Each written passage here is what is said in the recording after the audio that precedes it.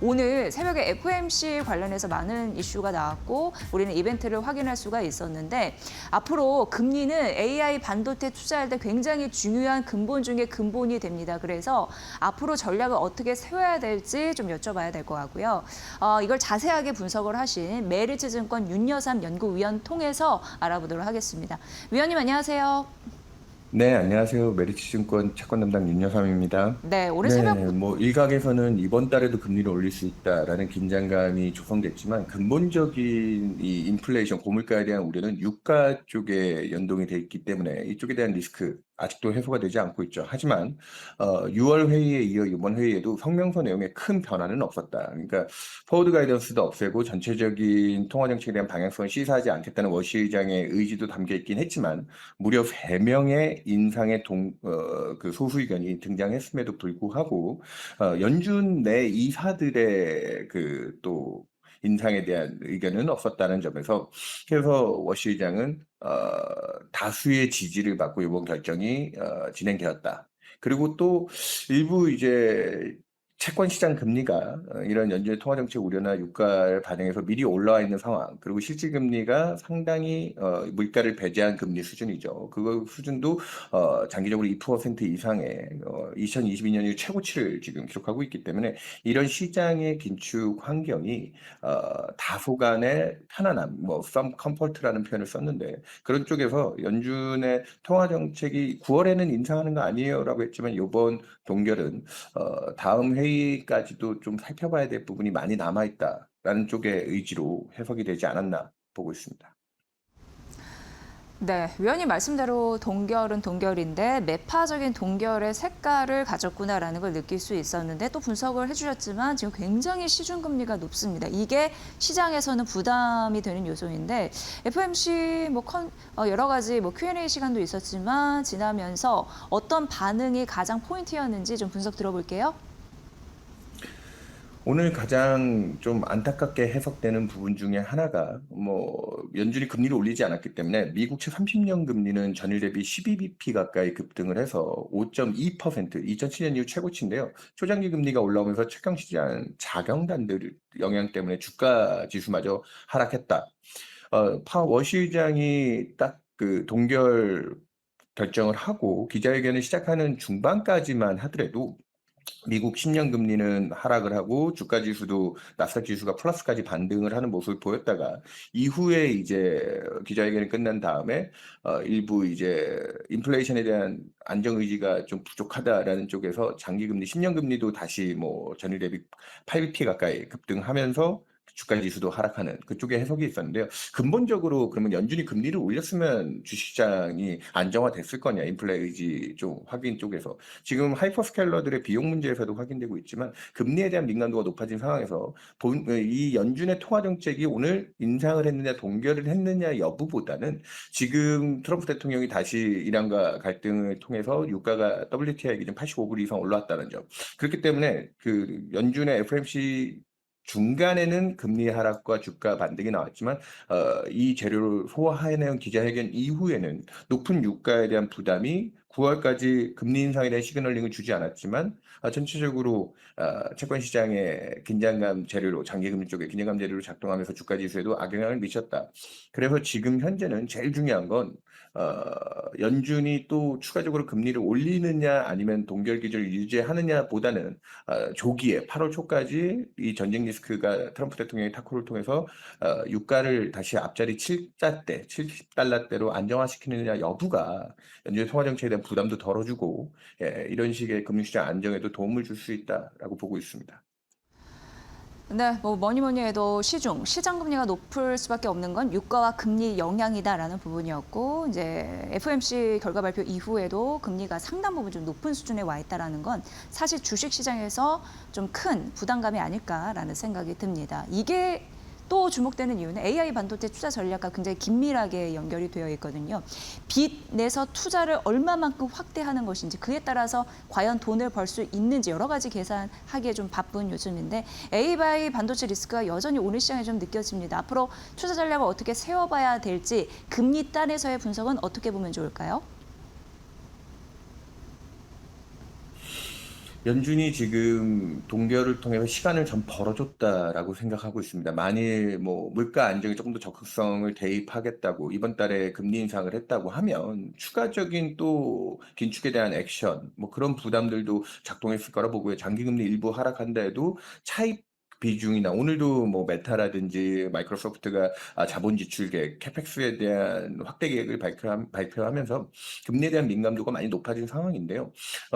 지금 이제 앞서도 얘기 드렸다시피 9월 달 연준의 금리 인상 동결 여부는 유가가 얼마나 조기에 안정화되면서 공급 물가 충격이 좀 제한되느냐. 오늘 워시 의장도 지금 현재 물가의 제일 핵심 변수는 공급발 물가 충격, 유가 외에는 6월 달에도 사실은 유가가 좀 안정화되는 경로에서 통화 정책에 대한 긴장이 지금보다 높지는 않았거든요.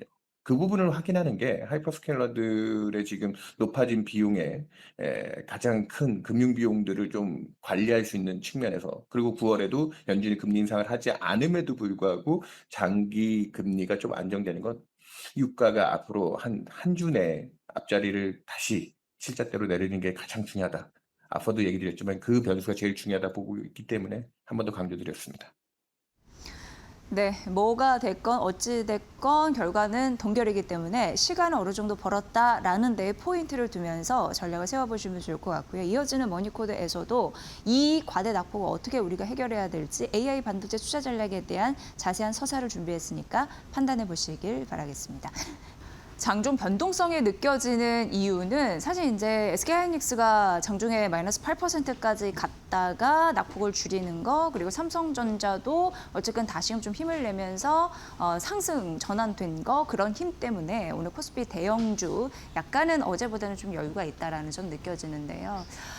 오르고 내리고를 반복하는데 그 폭이 너무나 크다 보니까 최근 이 변동성을 어떻게 활용해야 할지 고민이 많으실 것 같습니다. 그런데 지금 이 구간이 적극 매수의 구간일지는 다 함께 좀 생각해 봐야 될 그런 공포의 구간이 아닐까 싶고요. 그런 의미에서 최근 국내 증권사에서도 주가 급락의 이유, 그럼 앞으로 반등은 어떻게 될 것인가, 그 계산기를 두드리는데 여념이 없습니다.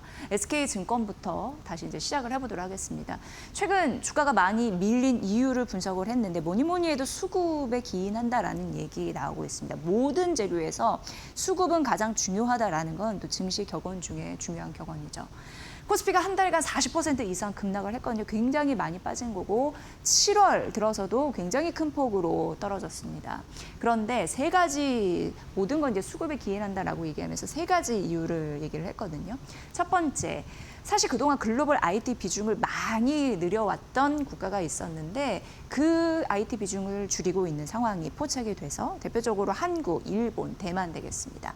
그렇다 보니까 IT 중심으로 올랐던 증시가 자연스럽게 낙폭을 확대할 수밖에 없는 그런 이유가 되겠고요.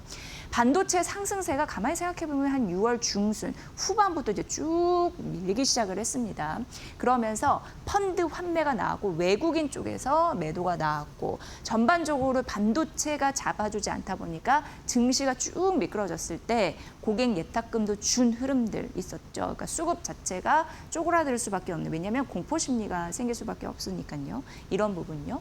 매도 사이드카도 굉장히 40번 이상 발동된 바, 사이드카 자체가 40번 이상 발동된 바, 변동성 파고가 굉장히 심했음을 우리는 알 수가 있습니다. 그리고 시총이 역전한 뒤에 주가가 굉장히 급락하는 과거 데이터가 있었는데 한 60% 봤는데 그게 투기적 매매의 반복 패턴이라고 하면서 과거 뭐 21년도 네이버 카카오, 그리고 1999년도 뭐 통신 SKT라고 하면서 올해는 SK 하이닉스 얘기를 하던데요. 어쨌든 투매의 반복적인 패턴이 나오고 있다라는 데에 착안하시면 될 것 같고요.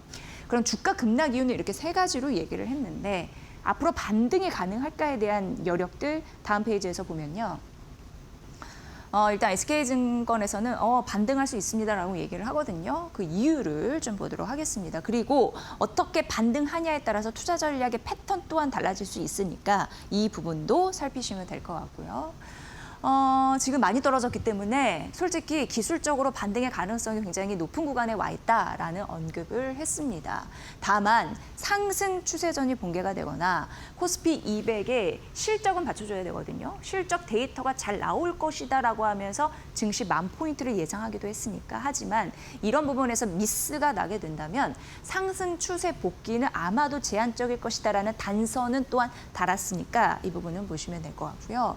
코스피가 단기적으로 어쨌든 많이 떨어졌기 때문에 튀어 오르려고 하는 기술적 반등의 힘은 우리가 느낄 수가 있을 텐데 단기적으로 반등했을 때 대형주, 중소형주, 코스닥 낙폭 과대주로 주목을 하라라고 언급을 했습니다. 그런데 여기서도 좀 갈립니다. 뭐냐면 코스피 200의 순이익이 굉장히 잘 나왔다 싶을 때 그럴 때는 대형주를 공략을 해야 된다라는 첫 번째 패턴입니다. 그래서 7월 이후에 지금 어제 이제 SK 하이닉스 나왔죠. 그리고 점진적으로 이제 대형주의 실적 발표 나고 중소의 실적 발표 이게 쭉 날 텐데 그리고 메타 마이크론, 메타 마이크로소프트 아마존 줄줄이 빅테크들 나오고 있는 상황이잖아요. 그 때문에 시간의 거래에서도 엄청 변동성이 크고 그렇기 때문에 7월 이후 이익 모멘텀의 변수는 시장의 영향이 굉장히 중요한 것이다라고 언급을 했습니다. 그런데 또 한편으로는 실적 전망이 엇갈릴 경우에 완전히 소외됐던 소형주나 코스닥 쪽으로 주목을 해야 된다라고 언급을 했습니다. 그러니까 지금부터는 굉장히 중요한 게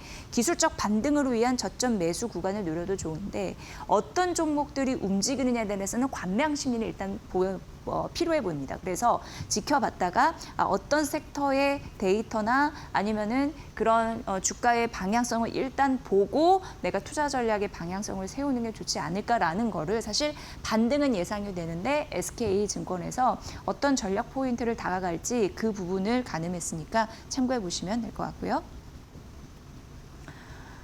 SK 하이닉스 오늘 장중에 8%까지 빠졌을 때는 정말 좀 아찔했습니다. 왜냐하면 3거래 연속 거의 30% 빠진 꼴과 다름없거든요. 목표 주가는 360만 원이라고 하나증권에서도 지금 언급을 하고 있고 이 목표 주가를 흔들지는 않는데 계속 점차적으로 빠지다 보니까 과연 직전 고점인 300만 원까지는 언제 갈 수 있지라는 두려움이 앞서는 게 사실입니다. 그런데 하나증권에서는 SK 하이닉스를 바라보면서 주가는 과도하게 빠졌다라는 언급을 하더라고요. 그리고 해외 증권사에서도 UBS에서도 목표 주가를 320만 원에서 300만 원으로 낮추기는 했습니다만 사실상 그래도 과대 낙폭이라는 부분을 이제 인정을 했습니다. 그래서 펀더멘털이 흔들리는지 이런 부분을 우리가 지속적으로 봐야 되는데 이 증권사에서는 큰 문제가 없다라고 얘기를 하거든요. 영업이익 추정치 같은 경우는 좀 빠지기는 했네요. 올해 같은 경우에는 마이너스 8, 그리고 내년은 마이너스 7 정도는 내려잡기는 했습니다. 그런데 디램 가격 외 실적 변수는 제한적일 것이다 라고 가늠을 했고요. 주가가 지금 좀 부침이 심하죠. 많이 빠졌는데 이게 언젠가 이제 안정화될 겁니다. 안정화된 이후에 멀티플 재평가 가능성이 굉장히 크다라고 언급을 했습니다. 일반 메모리 매출 관련해서 LTA는 실적 변동성 구간을 잡아줄 수 있는 가장 확고한 그런 메리트이고 앞으로 정확하게는 나오지 않았지만 어떤 고객사와 몇 년 단위로 장기 공급 계약을 맺을 것인가라는 구체적인 그런 부분이 나오게 됐을 때 조금 더 안심해서 갈 가능성은 있는데요. 그런 부분에서 최소 30% 장기 계약에 대한 이런 이벤트는 항상 주가가 미끄러지지 않을 가능성, 그러니까 더 이상 떨어지지 않고 버틸 가능성을 방증한다 이렇게 보시면 될 것 같습니다. 내년 관련 영업이익 같은 경우에도 117조 원 정도 추산을 하고 있다고 하는데 이거 굉장히 잘 나온 거거든요. 사실 잘 나올 거거든요. 작년에 영업이익의 2.5배 수준으로 튀는 거기 때문에 그리고 SK하이닉스 같은 경우는 영업이익률이 75%입니다. 이거는 사실 엄청난 영업이익률이라고 할 수가 있는데요. 그러니까 투자의 방향이 쏠릴 수밖에 없는 걸 영업이익률로도 방증할 수 있다는 걸 정말 업계 사람들은 많이 하고 있습니다. 그 업계가 반도체 업계가 아니라도 영업이익률이 75, 6% 여기에 사업하시는 분들은 그 얘기 정말 많이 하거든요. 그런 데에서도 투자의 힌트를 얻어보시면 좋을 것 같고요. 그런데 지금 주가가 너무 많이 빠져가지고요. 장기 계약에 대한 이익, 실현 이런 부분이 주가에 전혀 반영이 안 됐다라고 하는 바 그래서 지금 이 주가는 확연한 저평가다라고 언급을 하는 겁니다. 비슷한 패턴이 나오고 있습니다. 전반적으로 실적 추정치가 크게 흔들리지 않은 상황에서 펀더멘털은 괜찮은데 주가가 너무 많이 빠졌으니 극심한 저평가니 앞으로 이 주가가 안정적인 제자리를 찾을 때 V자 반등 가능할 수도 있다라는 데에 사실 목표 주가 흔들지 않은 거거든요. 국내 증권사가 끊임없이 우리가 의심을 하는 상황에서 삼성전자와 SK하이닉스 어떻게 보시는지 저희 모니코드에서 자세히 관찰해서 여러분께 알려드리겠습니다. 네, 하나솔루션 오래간만에 좀 말씀드리나요? 태양광 쪽 실적이 회복이 될 수 있을지 하나증권에서는 6만 원. 오늘은 대표적으로 목표주가 흔들지 않았거나 오히려 목표주가 올린 종목을 좀 일부러 소개해드리려고 가져와 봤습니다. 올해 그리고 내년 이렇게 보면은 영업이익 좀 많이 늘 것으로 예상이 됩니다. 그래서 내년은 1조 정도 더 늘 것으로 예상이 되고요. 미국 쪽 태양광 모듈 가격이 높아지고 있는 상황이고 AMPC라고 세액공제 쪽입니다. 이쪽에서 더 수혜를 받을 수 있는지 그리고 하나솔루션은 신재생 에너지잖아요. 에너지 사업부 수익서 눈여겨보게 되는 포인트가 됩니다. 그런데 YTD가 지금 10% 이상 빠지기 때문에 이 종목도 사실 지금 대한민국의 대부분의 종목이 저평가 종목이 아닐까 싶기는 한데 저가 배수의 기회이다라고 하나증권에 또 언급을 했습니다. 미국 태양광 모듈에서 과잉 공급되면 사실 좋지는 않은데 과잉 공급이 해소되는 국면이라서 하나솔루션에는 유리한 거고요. 그리고 중국을 우회적으로 물량을 차단하면 중국 거 안 쓰면 우리나라 거 좋죠. 그렇기 때문에 그것도 우호적인 거고요. 하나솔루션 같은 경우에는 수직 계열화 이런 부분으로 긍정적인 패턴이 있으니 모듈 프리미엄 올라가는 소리가 들릴 수 있다는 가능성을 언급한 겁니다. 게다가 이제 조지아주에는 카터스빌 공장 이런 부분이 가동이 되고 판가가 올라가는데 세액공제 같은 경우에는 지금 이렇게 오르는 흐름들이 있거든요. 이 부분 좀 보시면 될 것 같고요. 2분기 컨센 더하기 3분기 같은 경우는 괜찮은데 태양광 쪽에서 추가적으로 실적이 개선될 가능성이 굉장히 크다라고 하니까 결과적으로 태양광을 상징하는 거는 하나솔루션인데 이쪽에서 실적 개선에 대한 소리가 들리기 때문에 지금 주가가 많이 빠졌고 저가 매수의 기회다라는 부분에서 목표주가 흔들지 않았으니 투자 포인트로 참고할 만한 그런 리포트였습니다. 여러분도 보시죠.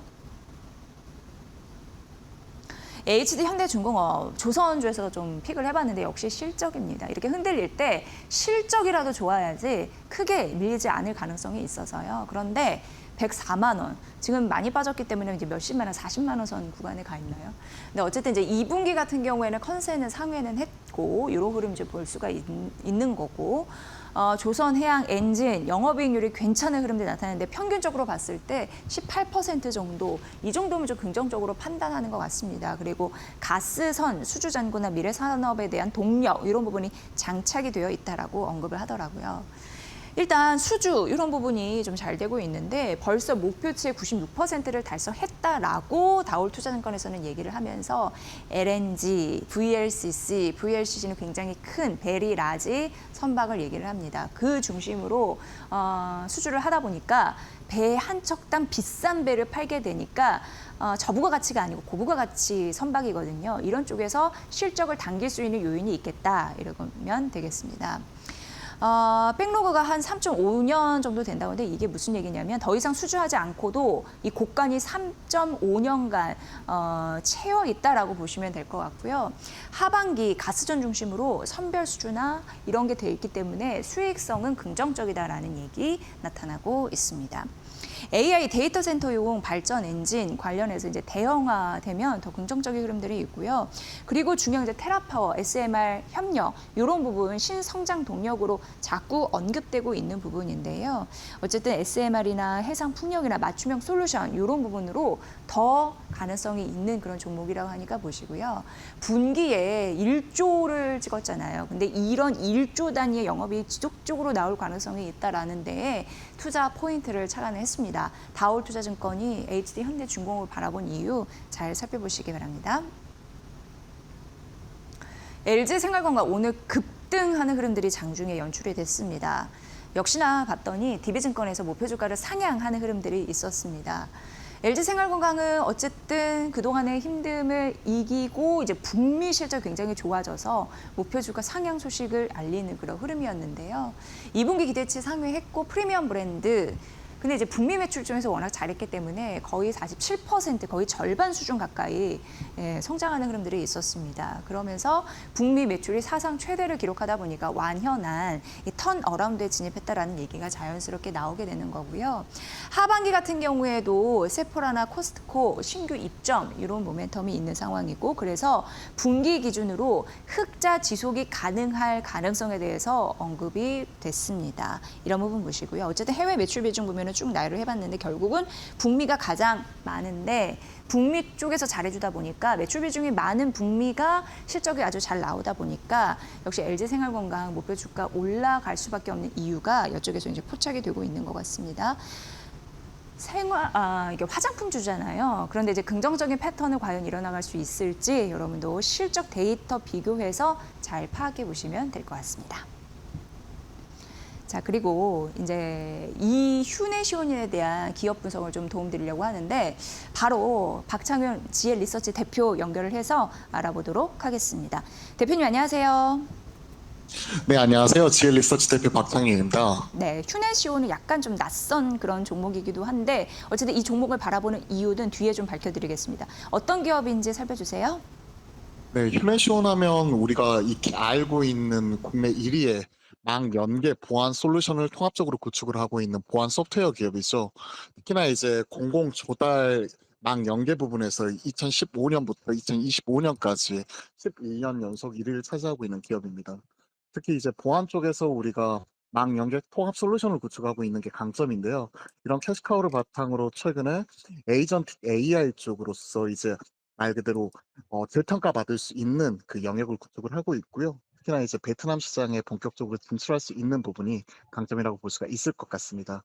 특히 지금 뭐 OT 보안 시장이라고 하는데요.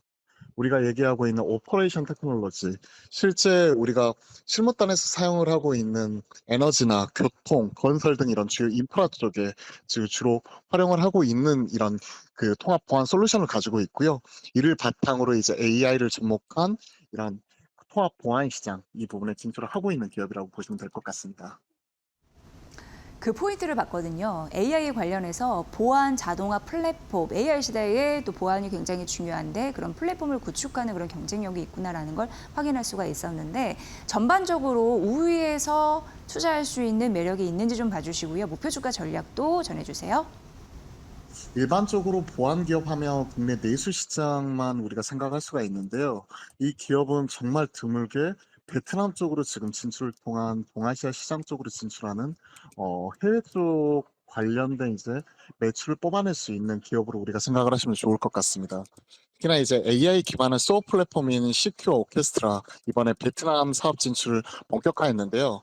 지난 5월 달에 MOU 체결에 이어서 이제 본격적으로 이번에 대리점 협업 계약 이 부분 자체를 맺었고요. 그러면 이제 단순히 기존에는 사업 협력 단계를 넘어가지고 실제 수주와 매출을 발생시킬 수 있는 단계로 넘어가는 과정이라고 생각하시면 될 것 같습니다. 그래서 그동안에 보안 기업하면 국내 내수형 이렇게 생각하기 쉬웠는데, 해외 쪽으로 관련된 이제 국내 탄탄한 레퍼런스를 바탕으로 해외 진출하는 기업이다라고 보시면 될 것 같고요. 또 이를 넘어서 정보보호 구독 서비스 시장에 진출하면서 사스 기반의 이제 구독형 매출 자체를 일으킬 수 있는 지금 기반 자체를 만들었습니다. 이번에 지금 출시한 게 시큐어 365 구독 플랜 자체를 출시를 했는데요. 이를 위해서 지금 KX 넥스지, 에브리존과 함께 지금 정보보호 얼라이언스 지금 구축을 했고요. 이를 통해서 실질적으로 이런 사스 매출 자체를 발생시킬 수 있는 지금 토대를 만들었습니다. 이러한 부분이 여타 이제 보안 기업과 차별화되는 포인트고요. 앞서 이제 소어 관련된 그 플랫폼 자체를 말씀드렸는데, 이런 시큐어 오케스트라를 통해서 AI가 접목된 보안을 통한 해외 시장 진출, 이게 여타 보안 기업과 차별화된 포인트라고 생각을 하고 있습니다. 목표 주가 지금 말씀드려야 될 것 같은데요. 일단 목표 주가는 이렇게 생각을 합니다. 지금은 2,500원 전후에서 주가가 형성이 되어 있어요. 근데 가지고 있는 자산 가치, 그리고 실질적으로 제가 말씀드렸다시피 2015년부터 11년 연속 계속해서 국내 망연계 통합 솔루션 공공 분야에서 1위 하면서 적자가 난 적이 없거든요. 그럼에도 불구하고 시장에서 너무 저평가된 것 아닌가. 그러면 현 시점에서 기본적으로 업사이드 자체는 저는 최소한 여기서 한 2배 정도, 그러니까 5,000원까지는 충분히 열려 있다라고 보고 있습니다. 그래서 목표가 5,000원 말씀드려 보도록 하겠습니다. 여러분께 이 리포트를 소개해드리는 이유는 휴내시온이라는 기업 자체도 관심 가지시면 괜찮지만 사실 AI 시대에 보안 플랫폼으로 기업 가치를 레벨업하는 전반적인 그런 스토리텔링을 들려드리고 싶었거든요. 그 부분도 잘 참고해 보시면서 산업 영역, 그에 따른 낙수 효과를 받을 수 있는 종목 잘 선별해 보시기 바랍니다. 박창윤 대표였습니다. 잘 들었습니다. 네, 감사합니다. 네.